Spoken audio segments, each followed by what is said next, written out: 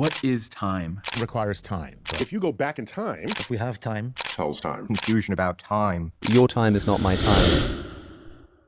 আমরা ভাবি যে আমরা বর্তমানে বসবাস করি, কিন্তু আসলে কি আমরা বর্তমানে আছি? আমাদের চারপাশে আমরা যাই দেখি তা কি সত্যিই বর্তমান?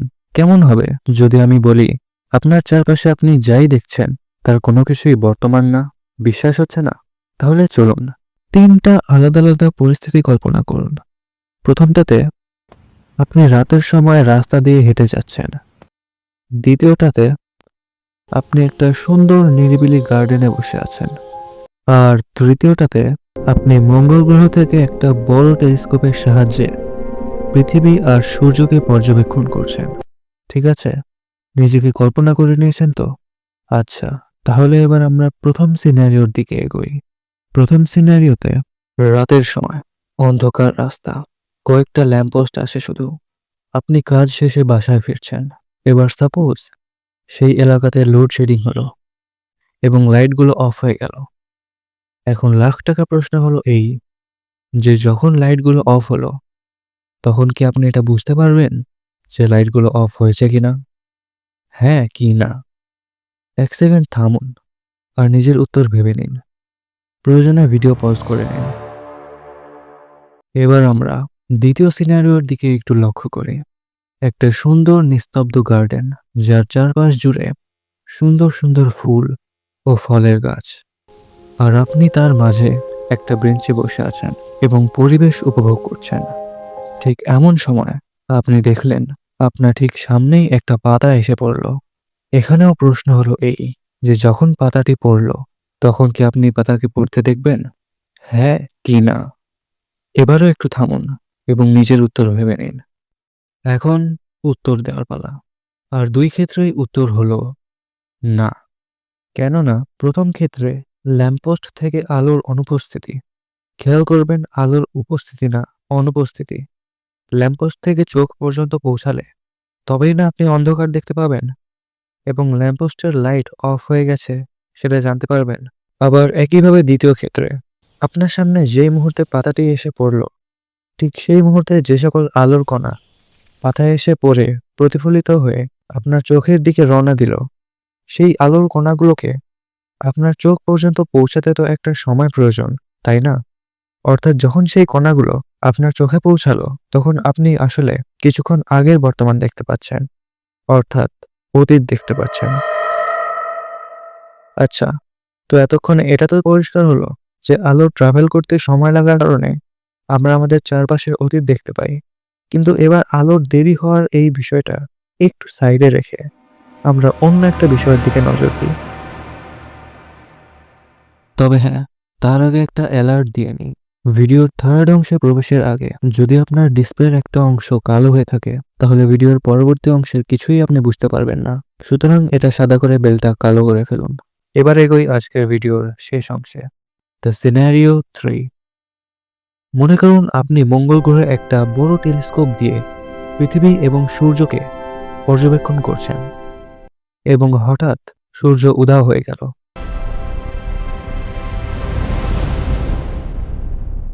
কিন্তু এইবার প্রশ্ন হলো এই যে যেহেতু পৃথিবী সূর্যের মহাকর্ষীয় বলের কারণে চারপাশে ঘুরছিল, এবার সূর্য উধাও হওয়ার পর কি পৃথিবী তার কক্ষপথে থেকে ছিটকে যাবে, নাকি যেমন আছে তেমনই থাকবে? আমি জানি যে এই কথাটা একটু অদ্ভুত শোনাবে, তারপরেও সত্যি হলো এই যে সূর্য উধাও হওয়ার পরেও পৃথিবী সহ সব গ্রহ, গ্রহাণু, ডর্ফ প্ল্যানেট, কাইপার বেল্ট সবকিছুই নিজের মতো ঘুরতে থাকবে। কিন্তু কথা হচ্ছে কিভাবে? আমরা তো স্কুলে পড়েছি যে কোনো দুইটা ভরযুক্ত বস্তুর মধ্যে মহাকর্ষীয় বল কাজ করে, তাই না? এবং তারা নিজেদেরকে আকর্ষণ করে। তাহলে একটা বস্তু যদি উধাও হয়ে যায় তাহলে অন্য বস্তু কিভাবে তারপরেও আকর্ষণ অনুভব করতে পারে? Confusing, right? আপনাদের মধ্যে অনেকেই বিষয়টা জানেন, তারপরেও যারা জানেন না, চলুন তাদের জন্য একটু পরিষ্কার করার চেষ্টা করি। এনাকে চিনেন? ইনি হলেন ফিজিক্সের খালু। No offence. তো ফিজিক্সের খালু আমাদেরকে একটা থিওরি দিয়ে গেছেন, থিওরি অফ রিলেটিভিটি। এই থিওরির মতে দুইটা ভরের মধ্যে আকর্ষণ তখনই কাজ করবে যখন একটার আকর্ষণ করার ইনফরমেশন আরেকটার কাছে পৌঁছাবে। আর খালুর মতে কোনো কিছুই আলোর বেগের চেয়ে দ্রুত বেগে চলতে পারে না, ইনফরমেশনও না। যদিও ইনফরমেশন ট্রাভেল সম্পর্কে একটু দ্বিমত আছে, কিন্তু আমরা সেদিকে না যাই। অর্থাৎ সূর্যের পৃথিবীকে আকর্ষণের ইনফরমেশন যখন পৃথিবী পর্যন্ত পৌঁছাবে তখনই আকর্ষণ শুরু হবে। আবার একইভাবে সূর্য উধাও হয়ে গেলে আকর্ষণ না করার ইনফরমেশন পৃথিবী পর্যন্ত পৌঁছালে তবেই না পৃথিবী তার কক্ষপথ থেকে ছিটকে যাবে। ইনফরমেশন ট্রাভেল করে আলোর বেগে, তাই সূর্য উধাও হয়ে গেলেও তার প্রায় 8 মিনিট 20 সেকেন্ড পরই পৃথিবী কক্ষপথ থেকে ছিটকে যাবে। এই একই নিয়ম সব গ্রহ, গ্রহাণু, ডর্ক প্ল্যানেট, কাইপার বেল্ট, ধূমকেতু সবকিছুর উপরেই কার্যকর।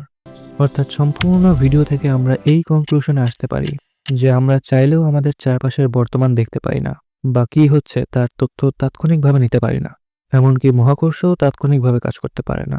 অর্থাৎ সৃষ্টিকর্তা যেন সবকিছুতেই আমাদের একটা ব্যারিয়ার সেট করে দিয়েছেন। কারণ দেখুন না, আলোর মাধ্যমে কোনো তথ্য আমাদের চোখে পৌঁছালেও নিউরনের মাধ্যমে মস্তিষ্কে পৌঁছাতে এবং প্রসেস হতেও তো সময় প্রয়োজন। কিন্তু এসব খুব দ্রুত হয় বলে আমরা টেরও পাই না। কিন্তু ভাবুন তো, এই প্রক্রিয়াকে ব্যবহার করে যদি আমরা এমন প্রযুক্তি তৈরি করতে পারি যা আমাদের কয়েক দিন বা কয়েক বছরের পুরনো অতীত দেখাতে পারে, তাহলে কেমন হবে? আর সিরিয়াস বিষয় হচ্ছে যে বিভিন্ন দেশের সরকার এই প্রযুক্তির উপর কাজ করছে, তবে কিছু সমস্যা থাকার কারণে এই প্রযুক্তি এখনো তৈরি করতে পারেনি। আগামী ভিডিও এই বিষয়ের উপরে, যারা দেখতে চান তারা অবশ্যই সেটিংস ঠিক করে রাখবেন। আমার যদি কোনো ভুল ত্রুটি হয়ে থাকে তাহলে কমেন্টে জানাতে পারেন। ভিডিও ভালো লাগলে লাইক আর বন্ধুদের সাথে শেয়ার করতে পারেন। আশা করি দেখা হবে পরের ভিডিওতে।